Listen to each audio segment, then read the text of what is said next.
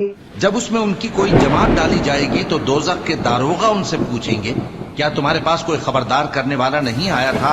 वो कहेंगे, क्यों नहीं, जरूर खबरदार करने वाला आया था, बस हमने उसको झुटला दिया और कहा कि अल्लाह ने तो कोई चीज नाजिल ही नहीं की, तुम तो बड़ी गलती में पड़े हुए हो। अस्सलामु अलैकुम वरहमतुल्लाहि वबरकातुहू। आज बात करेंगे जन्नत के नूर और उसकी सफ़ेदी से मुताल्लिक़।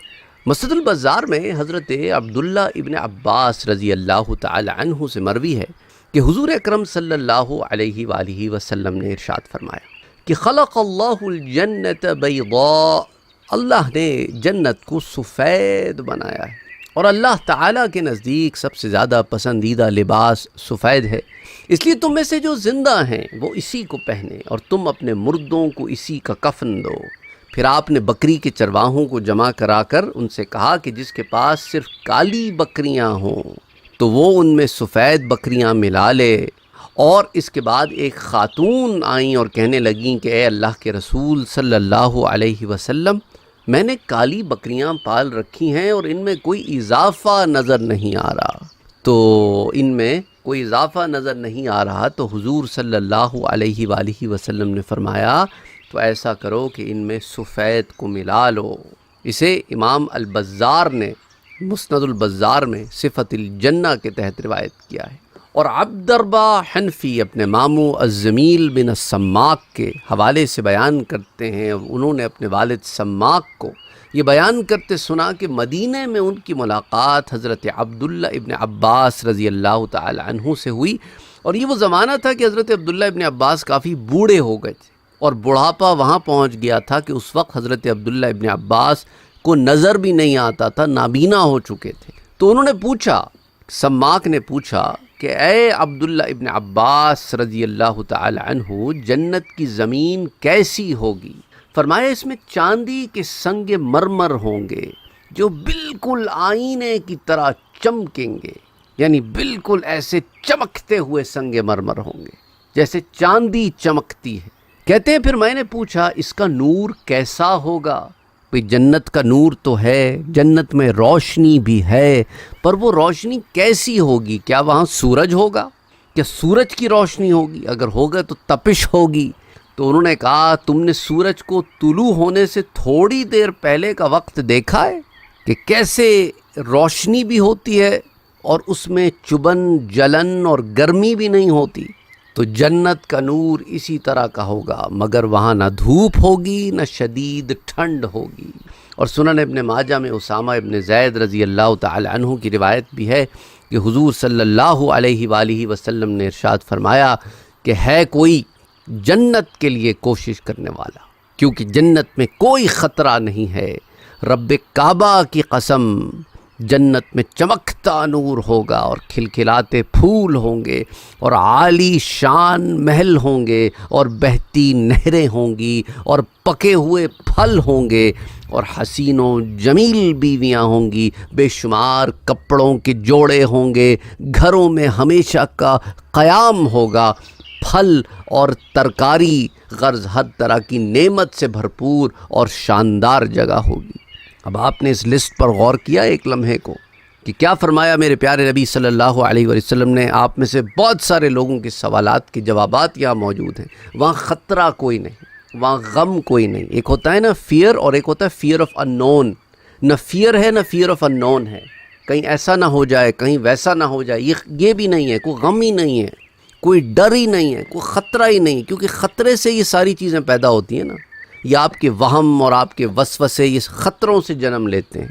आपके अंदर खौफ का आना ये ख़तरे से जन्म लेता है। आपके अंदर तशवीश का आना ये ख़तरे से जन्म लेता है। आप में सेटिस्फेक्शन का ना होना ये ख़तरे से जन्म लेता है। ख़तरा ही नहीं है वहाँ पर। बहुत बड़ी बात कह दी, ला ख़तरा लहा, कोई ख़तर नहीं है उधर।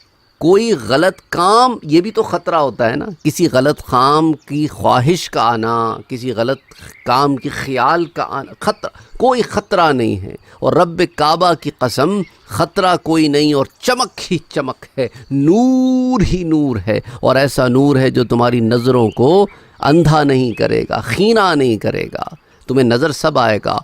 और सुनो, तुम फूलों का पूछते हो तो वहाँ सिर्फ फूल नहीं, کھل کھلاتے پھول ہیں، انواع و اقسام کے پھول ہیں، وہاں جاؤ گے تو دیکھ لینا کون کون سی طرح کی پھول ہیں۔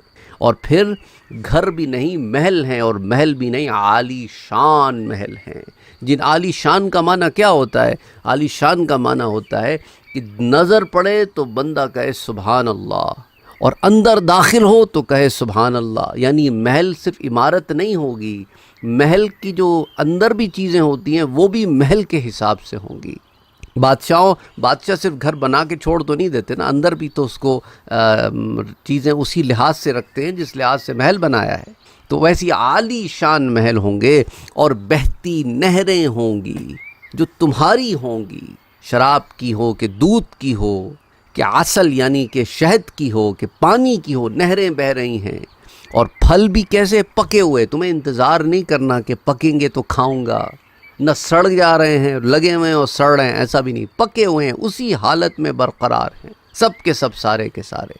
اور پھر حسین و جمیل بیویاں، یہاں پر عجیب و غریب سی خواہشیں پیدا ہوتی ہیں نا نفس میں، یہ بازاری عورتوں کو دیکھ کے، گناہوں میں پڑی عورتوں کو دیکھ کے، جو اپنے حسن و جمال کو پردوں پہ عیاں کرتی ہیں، حسن و جمال کو غلیظ ویڈیوز کے تھرو عیاں کرتی ہیں، اور ان میں لوگ پڑھ کے فتنہ و فساد کا شکار ہو جاتے ہیں۔ تو جن کی آخرت پر نظر ہوتی ہے تو وہاں پاکیزہ اور حسین و جمیل بیویاں ہیں۔ جب ان کا تصور و خیال انسان کے ذہن میں ہو تو پھر یہاں کی ہر چیز بیکار لگتی ہے۔ تو اپنے ذہن کو آخرت پہ مرکوز رکھو۔ اور پھر فرمایا تم کپڑوں کا رونا روتے ہو کہ یہ فلاں برانڈ، فلاں یہ فلاں وہ اتنا مہنگا ہو گیا، بھئی اس سال تو ہم ایک ہی مہنگا کپڑا لے سکتے ہیں۔ وہاں یہ غم بھی نہیں کہ بے شمار کپڑوں کے جوڑے ہیں۔ گھروں میں ہمیشہ کا قیام ہے، تمہارا گھر تم سے کوئی چھینے گا نہیں، کسی اور کا ہوگا نہیں، پرانا ہوگا نہیں، مرمت کی ضرورت ہوگی نہیں، کوئی چیز خراب ہوگی نہیں، ہمیشہ کا قیام ہے۔ اور پھل بھی ہیں اور ترکاری بھی ہیں، تمہارے اگر سبزیاں کھانے کو دل کر رہا ہے تو سبزیاں بھی ہیں، انواع و اقسام کی سبزیاں ہیں، ہر طرح کی نعمت سے بھرپور، اور ساتھ ساتھ شاندار جگہ۔ سبحان اللہ۔ پھر صحابہ نے جب یہ ساری لسٹ سن لی نا تو عرض کی کہ اللہ کے رسول صلی اللہ علیہ وآلہ وسلم، ہم سب اس کے لیے کوشش کریں گے۔ تو حضور اکرم صلی اللہ علیہ وآلہ وسلم نے فرمایا انشاءاللہ کہو، تو سب نے کہا انشاءاللہ۔ تو آپ اور ہم بھی انشاءاللہ جنت کے حصول کے لیے کوشش کریں گے، اور اس کی کوشش تقوی کے دروازے سے گزرتی ہے، اور تقوی کہتے ہیں پرہیزگاری کو، اور پرہیزگاری کیا ہوتی ہے؟ گناہوں سے بچنا اور نیک عمل کرنا، اور خلوص نیت کے ساتھ رب کی رضا کے لیے، اور پھر اس سے امید رکھنا کہ وہ اسے قبول فرمائے گا اور تمہیں بخش دے گا اور تمہیں جنتوں میں داخل کرے گا۔